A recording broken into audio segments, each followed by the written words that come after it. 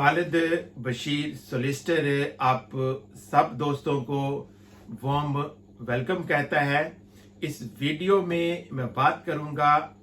अभी जो recently amnesty के बारे में न्यूज़ आ रही है, इस पे मैंने बात करनी है क्योंकि हमारे अपने बहुत सारे क्लाइंट्स और इसी तरह से जो दूसरे इमिग्रेंट्स हैं यूके में जो रह रहे हैं वो हमें फ़ोन करके हमसे अपडेट्स मांगते हैं। उनमें से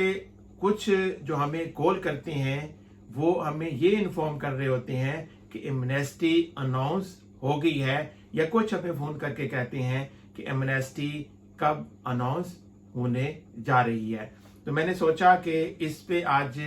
मैं एक वीडियो करता हूँ ताकि जो हमारे पास लेटेस्ट अपडेट्स हैं वो आप सब दोस्तों के साथ हम शेयर करें।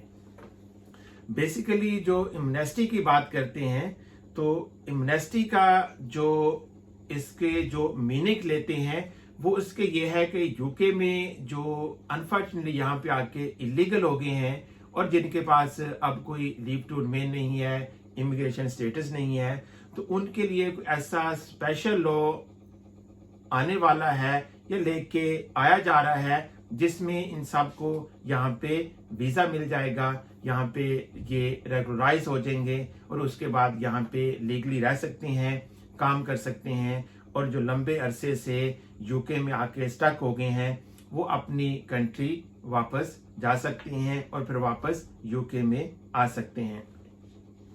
इसी में जो लास्ट रिसेंटली जो इस तरह का लॉ आया था जिसको एमनेस्टी का नाम दिया गया था, ये 2005 में आया था, जो लास्ट टाइम आया था। तो उस वक्त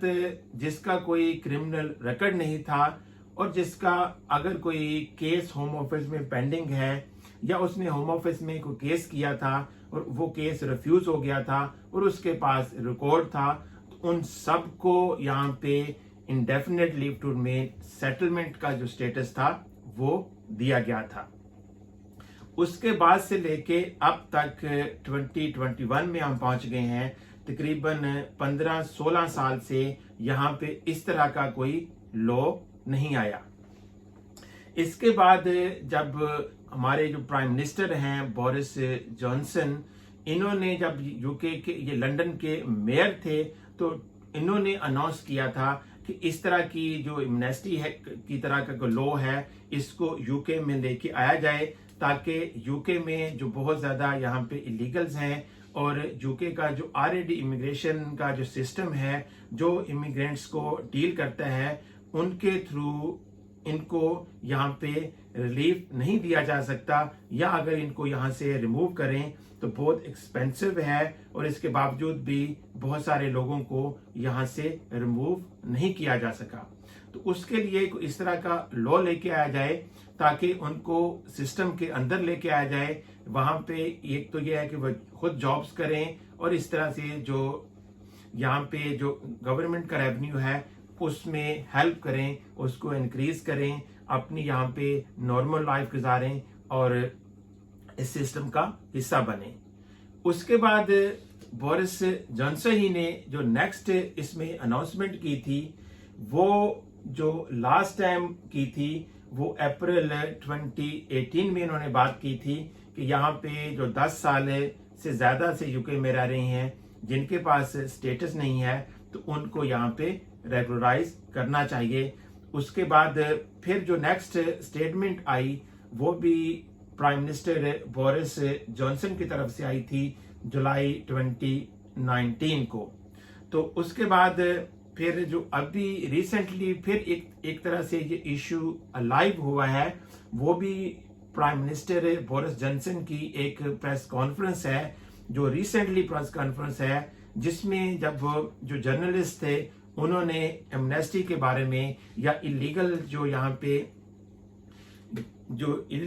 इमिग्रेंट्स रह रहे हैं उनके बारे में जब क्वेश्चन किया तो उस पे प्राइम मिनिस्टर ने ये कहा कि इसके बारे में मेरा जो माइंड है वो ओपन है, मैं इसको आइदर वे सोच सकता हूँ। अगर ऑलरेडी जो हमारे इमिग्रेशन के लॉज हैं उसके अंडर हम यहाँ पे जो इलीगल्स हैं वो सिस्टम में लेके नहीं आ सकते, तो इसके लिए अगर किसी और लॉज पे भी जाना पड़े तो उसके लिए भी मेरा जो माइंड है वो ओपन है। तो इससे बेसिकली ये डिबेट शुरू हुई कि अब कोई ना कोई इस तरह का लॉ या इम्यूनिटी अनाउंस होगी। फिर साथ साथ ये कोविड-19 में जो कोविड-19 वैक्सीनेशन हो रही है, तो इसमें भी स्पेशल जो अनाउंसमेंट की गई और स्पेशल जो इसमें जो एग्जाम्पशन क्रिएट की गई वो ये थी कि जो यहाँ पे अलीगल हैं उनको भी, अगर उनकी भी जब टर्म आएगी तो वो भी यहाँ की जो वैक्सीनेशन है ऐसे ही करवा सकेंगे जो यहाँ के सिटीजन हैं या जिनके पास यहाँ पे वैलिड लीव टू रिमेन है। अब इसमें भी एक प्रॉब्लम जो प्रैक्टिकली प्रॉब्लम आ रहा है वो ये है कि जिनके पास यहाँ पे इमिग्रेशन स्टेटस नहीं है, अनफॉर्चुनेटली बहुत सारे लोग इस बात से डरते हैं कि जब वो वैक्सीनेशन के लिए जाएंगे तो हो सकता है उसको यहाँ से रिमूव कर दिया जाए या उनको पकड़ के जेल में या डिटेंशन सेंटर में डाल दिया जाए। तो ये भी एक प्रॉब्लम क्रिएट हुआ है जिसके बारे में भी सोचा जा रहा है कि इसी तरह का सेटअप किया जाए ताकि जो यहाँ के इलीगल हैं उनको भी यहाँ पे ना सिर्फ वैक्सीनेशन उनको मिले बल्कि वो सिस्टम का हिस्सा बने। सेकेंडली जो एक और इस तरह की एक और जो पॉजिटिव एक न्यूज आई है जो एमनेस्टी के बारे में मैं बात कर सकता हूं, वो ये है कि अभी यूके गवर्नमेंट है जो यहाँ का असाइलम लॉ है उसमें मैसिव चेंजेस लेके आ रही हैं। उसकी 2-3 जो बड़ी बड़ी रीजंस हैं वो ये है, एक तो जो इलीगल वे से यूके में इंटर होते हैं और उसके बाद आके असाइलम क्लेम करते हैं उनको कैसे डील किया जाए, और साथ साथ तो जो एक बहुत बड़ा बैकलॉग बन गया है और बहुत सारे के जो असाइलम के मैटर्स हैं वो साल से पेंडिंग हैं और उनको सॉर्ट आउट करने का जो अभी इमिग्रेशन का सिस्टम है वो ज्यादा इतना इफेक्टिव नहीं रहा। तो उसके बारे में भी सोचा जा रहा है कि ये जो बैकलॉग है इसको कैसे सॉर्ट आउट किया जाए। तो ये सारी वो न्यूज है जिसकी वजह से न्यूज में ये चीज आई है, र्यूमर्स बने हैं कि कोई ना कोई इम्यूनिटी एक्सपेक्टेड है जो कि अनाउंस होगी। और साथ साथ एक और पॉजिटिव चीज भी है जो इसको और ज्यादा इसमें ज्यादा न्यूज में लेके आई, वो ये थी कि ब्रेक्सिट के बाद यूके को बहुत सारी जो लेबर की जरूरत है इसलिए जो वर्क परमिट है उसको भी काफी ज्यादा रिलैक्स किया गया है ताकि यहाँ पे जो